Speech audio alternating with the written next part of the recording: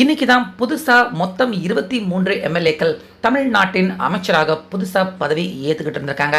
So பதவி ஏத்துக்கிட்ட ஒரு நாள் கூட இன்னும் முழுசா ஆகல.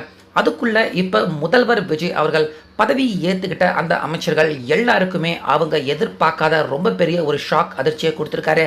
இதுல ஹைலைட்டான விஷயம் என்ன அப்படின்னா, அமைச்சர் உடைய பதவி பறிப்பு அப்படிங்கிற ஒரு பரபரப்பான சம்பவத்தையும் இன்னைக்கு அமைச்சர்கள் அவங்களுக்கு நடுவில் முதல்வர் விஜய் அவர்கள் செஞ்சு காட்டியிருக்காரு.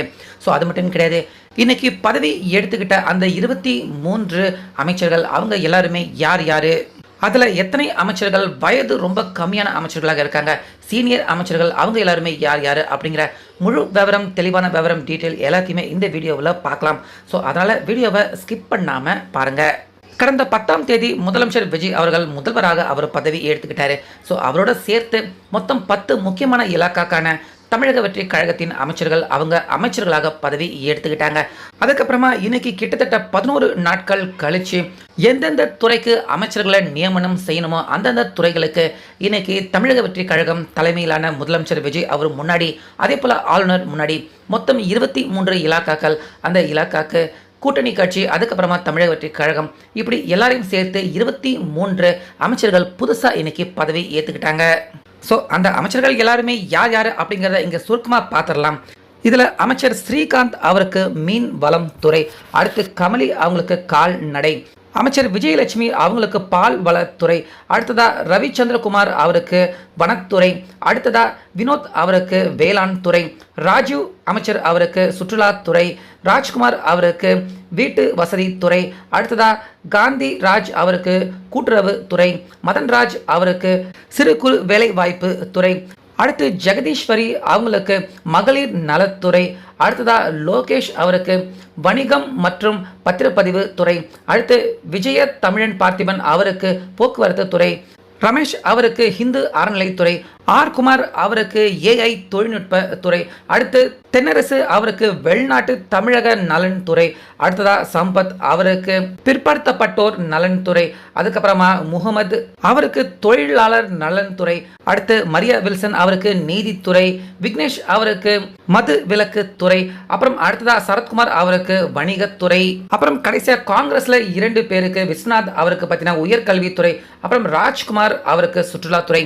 இப்படி கிட்டத்தட்ட புதுசா 23 சாதாரண எம்எல்ஏக்களாக இருந்த இவங்க எல்லாருக்குமே இன்னைக்கு மிகப்பெரிய அமைச்சர் பதவி தமிழக வெற்றி கழகம் விஜய் அவர்களுடைய சார்பில் இருந்து தரப்பட்டிருக்கு. முக்கியமாக பார்த்தீங்கன்னா இதில் 30ல் இருந்து 35 வயதுக்கு உள்ள இருக்கிற இளம் அமைச்சர்கள் ஒரு 6 பேர் இருக்காங்க. 35ல் இருந்து 45 வயதில் இருக்கிற அமைச்சர்கள் அவங்க ஒரு 6-7 பேர் இருக்காங்க. அப்புறம் மீதி அமைச்சர்கள் அவங்க எல்லாருமே அந்த 45ல் இருந்து 60 வயதுக்கு உள்ள இருக்கிறவங்க அவங்க ஒரு 10 பேர் இருக்காங்க. 60 வயசுக்கு மேலே இருக்கிற அந்த அமைச்சர்கள் ஒரு 2 பேர் இருக்காங்க. ஸோ வரலாற்றிலேயே முதல் முறையாக இவ்வளவு வயது கம்மி உடைய அமைச்சர்கள் யாருமே தமிழக அரசியல் வரலாற்றில் இடம் பிடிச்சதே கிடையாது. ஸோ அப்படிப்பட்ட சம்பவத்தை முதல்வர் விஜய் அவர்கள் இளம் வயதினருக்கும் கொடுத்திருக்காரு, மூத்த தலைமுறை அவங்களுக்குமே கொடுத்திருக்காரு. ஸோ இப்படி கிட்டத்தட்ட 23 பேர், இதுக்கு முன்னாடி 10 பேர், மொத்தம் 33 அமைச்சர்கள் தமிழ்நாட்டின் வளர்ச்சிக்காக தற்போது நியமிக்கப்பட்டிருக்கு. ஸோ இவங்க எல்லாருக்குமே ஒரு ரொம்ப கடுமையான எச்சரிக்கை ஒன்று தற்போது முதலமைச்சர் விஜய் அவர்கள் கொடுத்திருக்காரு. ஸோ அந்த அதிர்ச்சி தான் என்ன அப்படின்னு பார்த்தீங்கன்னா, இன்னைக்கு தான் இவங்க எல்லாருமே புதுசாக பதவி ஏற்றிருக்காங்க. இன்னைக்கே கூட உங்களுடைய அந்த அமைச்சர் பதவி பறி போகலாம் அப்படிங்கிறத உங்களுடைய மனசில் வச்சுக்கோங்க அப்படிங்கிற அந்த அதிர்ச்சியை தான் நம்ம முதல்வர் விஜய் அவர்கள் கொடுத்துருக்காரு. ஏன்னா அமைச்சர் பதவியாக இவங்க எல்லாருக்குமே கொடுத்துருக்கிறது எதுக்காக கொடுக்கப்பட்டிருக்கு அப்படின்னா, மக்களுடைய நலன் சார்ந்து மக்களுடைய நலனில் ஈடுபடணும், மக்களுடைய நலன் தன்னுடைய கவனமாக எடுத்துக்கணும் அப்படின்னு தான் இவங்க எல்லாருக்குமே இந்த முக்கியமான துறைகள் கொடுக்கப்பட்டிருக்கு அப்படின்னு விஜய் அவர்கள் சொல்லியிருக்காரு. ஸோ மக்களுடைய நலனுக்கு குறை ஏற்பட்டாலோ இல்லை கரப்ஷன், ஊழல், லஞ்சம் இந்த மாதிரியான விஷயத்தில் யாராச்சும் ஈடுபடுறாங்க அப்படிங்கிற விஷயம் தனக்கு தெரிய வந்துச்சு அப்படின்னா உங்களுடைய பதவி எந்த நேரத்தில் வேணாலும் பறிக்கப்படலாம் அப்படிங்கிறத உங்கள் மனசில் இப்போ இருந்தே நீங்கள் மனசில் வச்சுக்கோங்க அப்படிங்கிறத முதல்வர் விஜய் எச்சரிக்கையாக கொடுத்துருக்காரு.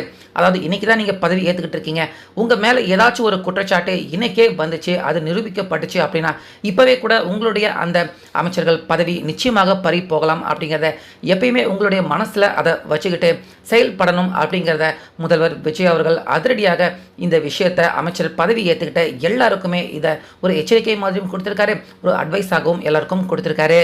ஸோ அந்த வகையில் அமைச்சர் பதவி ஏற்றுக்கிட்டோம், நம்மளை கேள்வி கேட்க யாருமே இல்லை அப்படின்னு கடந்த பல வருஷமாக நம்ம தமிழக அரசியல்வாதிகள் சுற்றுறத நம்ம எல்லாருமே பார்த்துருக்கோம். அமைச்சர் அப்படின்னா அவங்கள யாருமே கேள்வி கேட்க முடியாது, அவங்க பெரிய ஒரு கடவுள் ராஜா அப்படிங்கிற மாதிரி அமைச்சர்கள் வலம் வந்துட்டு இருந்தாங்க. ஆனால் இப்போ முதல் முறையாக விஜய் அவர்கள் பார்த்தீங்கன்னா இளம் வயது தலைமுறையினர்கள் அவங்களுக்கு அமைச்சருக்கான வாய்ப்பு கொடுத்தது மட்டும் இல்லாமல் நீங்கள் கரெக்டாக செயல்படணும் அப்படிங்கிற அந்த எச்சரிக்கையும் அவங்கள கொடுத்து, ஏன்னா வயசில் கம்மியானவங்க நிறைய பேர் இருக்காங்க, தவறான வழியில் அவங்க போயிடக்கூடாது அப்படிங்கிறதுக்காக கூட இந்த எச்சரிக்கையை முதல்வர் விஜய் அவர்கள் கொடுத்துருக்கலாம். ஸோ விஜய் அவர்கள் பதவியும் கொடுத்து அவங்களுக்கு எச்சரிக்கையும் கொடுத்து அவங்கள சரியாக வழி நடத்துறதுக்காக முதல்வர் விஜய் அவர்கள் எடுத்திருக்க இந்த நடவடிக்கையை பற்றி உங்கள் கருத்து என்ன? முக்கியமாக உங்களுடைய பதவி எப்போ வேணாலும் பறி போகலாம் அப்படிங்கிற எச்சரிக்கையை கொடுத்துருக்காரு. ஸோ இந்த அதிரடியான நடவடிக்கையை பற்றியும் உங்கள் கருத்தை சொல்லுங்கள்.